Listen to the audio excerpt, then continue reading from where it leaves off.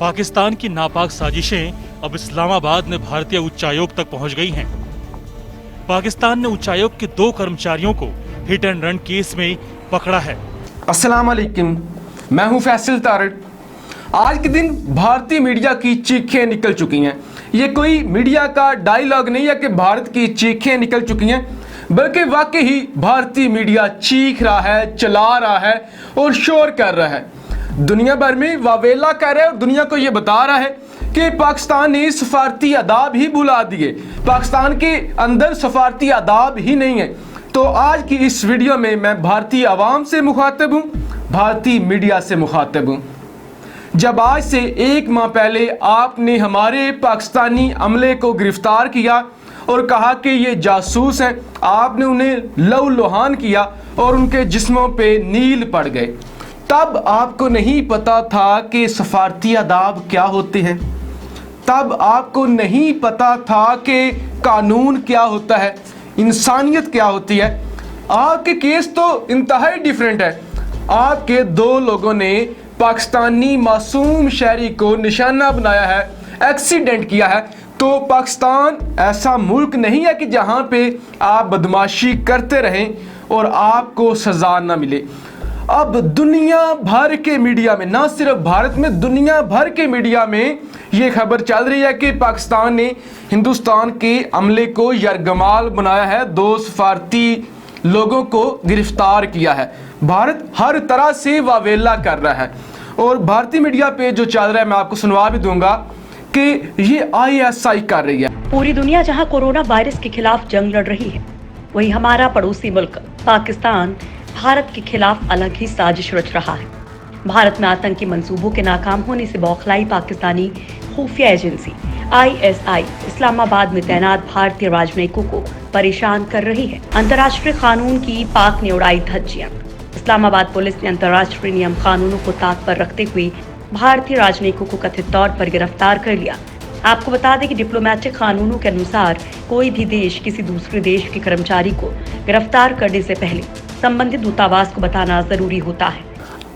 अब जो भी कार्रवाई होती है ये ISI का नाम लेते हैं। जो इन्होंने हमारे अमले के लोगों को गिरफ्तार किया, तो सफारती अमले को, उसमें भी इन्होंने कहा था कि ये भारत से खुफिया मालूमात लेकर ISI को देते हैं। अगर ये लोग ISI का नाम लेते हैं तो आपको परेशान होने की जरूरत नहीं है। पीर नसीरुद्दीन नसीर शाह साहब, जो कि पीर मेहर अली शाह साहब के पोते थे, वफात पा चुके हैं। आप ये फरमाते थे कि अगर कोई मुल्क या कोई शख्स किसी से हसद करता है तो ये बुरी बात नहीं है।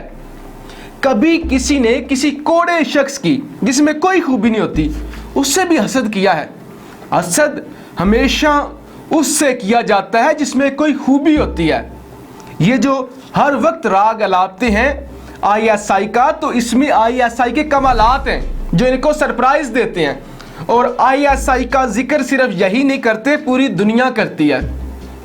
अब ये सारी बातें मैं इसलिए नहीं कर रहा कि मैं पाकिस्तानी हूँ, और इसलिए भी नहीं कर रहा कि मैं भारत के खिलाफ हूँ। मैं अपने भारतीय बहन भाइयों को यकीन दिलाना चाहता हूँ, मुझे आपसे 1% भी नफरत नहीं है। मुझे तो बल्कि पाकिस्तान के बाद जिस सरजमीन से सबसे ज़्यादा मोहब्बत है वो भारतीय पंजाब है, खालिस्तान है। तो लिहाजा मैं कभी भी आप लोगों से नफरत नहीं कर सकता, बल्कि एक न्यूट्रल शहरी होने के नाते मैं आपको बताता हूँ ISI क्या है। ISI वो एजेंसी है जिसने अपने वक्त के सुपर पावर रूस को, सोवियत यूनियन को शिकस्त दी। ISI वो है जिसने इस वक्त की नाम निहाद सुपर पावर को शिकस्त दी, जो पिछले 20 साल से अफगानिस्तान में लड़ रहा है और नाकाम हो चुका है। और वो ये मानता है अगर हम नाकाम हुए हैं तो इसके पीछे पाकिस्तान का हाथ है। जब 29 फरवरी को दोहा में, कतर में मुज़ाकरात हो रहे थे अफगान तालिबान की और अमेरिका के, तो शाह महमूद कुरैशी ने कहा था अगर हम ना होते तो ऐसा ना होता। हमारे साबिक जो ISI के चीफ थे जनरल हमीद गुल, वो ये कहते हैं कि हमने अमेरिका के साथ मिलकर अमेरिका को शिकस्त दी। लिहाजा ये ISI है जो आपके भी दांत खट्टे करती है और पूरी दुनिया में अपनी फतह के झंडे लहराती है। लिहाजा आपका ISI से हसद करना, ISI के खिलाफ जहर उगलना बनता है। लेकिन पाकिस्तान में इंसाफ होगा, हम ऐसे ही नाजायज़ तरीके से आपके शहरियों को गिरफ्तार नहीं करेंगे। हम सफारती आदाब जानते हैं और हम आप जैसे नहीं हैं।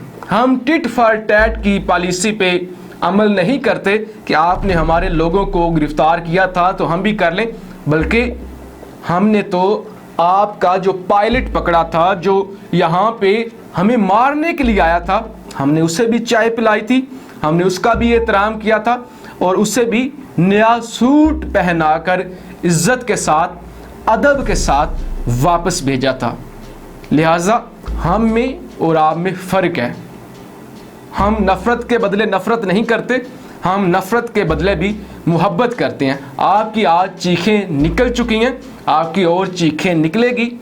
और सबसे अहम मैं आपको ISI का एक और कारनामा बताऊं, चाइना जो कि आने वाला सुपर पावर है, उसके साथ हमारी बेहतरीन दोस्ती है, वो भी ISI की वजह से है। लिहाजा हमने 2 सुपर पावर्स को शिकस्त दी और तीसरी सुपर पावर हमारी दोस्त है।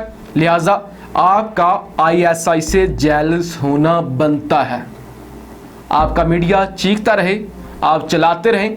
आपको नेपाल ने भी सरप्राइज़ दिया है, आपको चीन भी सरप्राइज़ दे रहा है, आपको पाकिस्तान भी सरप्राइज़ दे रहा है। आप इंसानियत के दुश्मन हैं, आप मुसलमानों के दुश्मन हैं। अब ये बदनामी और ये नाकामी आपका मुकद्दर है। पाकिस्तान जिंदाबाद। सुरक्षा कारणों से हम नहीं बता सकते, लेकिन चीन की अर्थी उठाने का सामान बहुत है हमारे पास और हम फिर कर रहे हैं। युद्ध से किसी का भला नहीं होगा, यह आखिरी मौका है चीन के पास। उसके बाद लद्दाख से बीजिंग की दूरी खत्म हो जाएगी। लद्दाख में चीन सीमा के उस पार एक मैदानी इलाका है, पठार वाला इलाका। उस इलाके की भारतीय सेना ने लंबाई चौड़ाई नाप ली है, जहां चीनी ट्रक खड़े थे।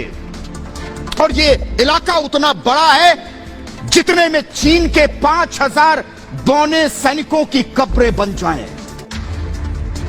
हम 3 दिन से शांति की बात कर रहे हैं, तो चीन को हिंदुस्तान की बात समझ में नहीं आ रही है।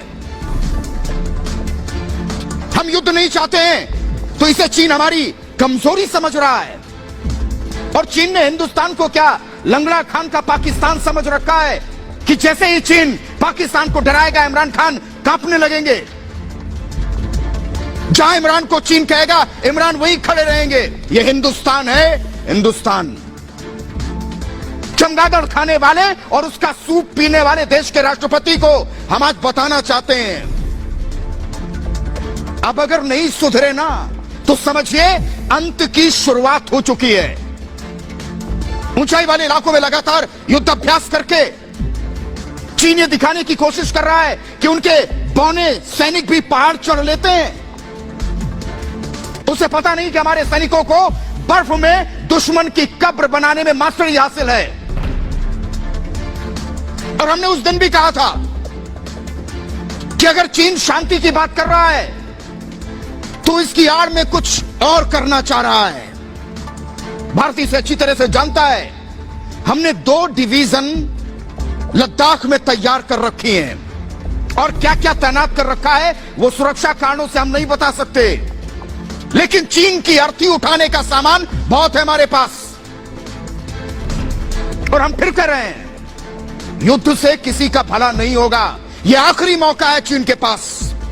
लद्दाख सीमा पर जारी तनाव को लेकर कोर कमांडर लेवल की बातचीत के बावजूद चीनी मीडिया रोजाना चीनी सेना के युद्धाभ्यास की वीडियो को जारी कर तनाव भड़काने में जुटा है। चीन के सरकारी अखबार ग्लोबल टाइम्स ने अब तोपों की धमकी दी है।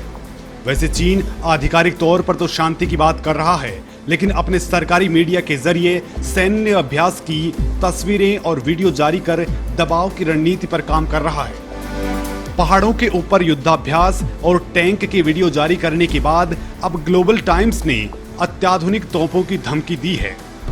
ग्लोबल टाइम्स ने दावा किया है कि चीन की सेना PLA ने भारत के साथ तनाव को देखते हुए अपनी सबसे आधुनिक तोप PCL-181 को लद्दाख सीमा पर तैनात कर दिया है।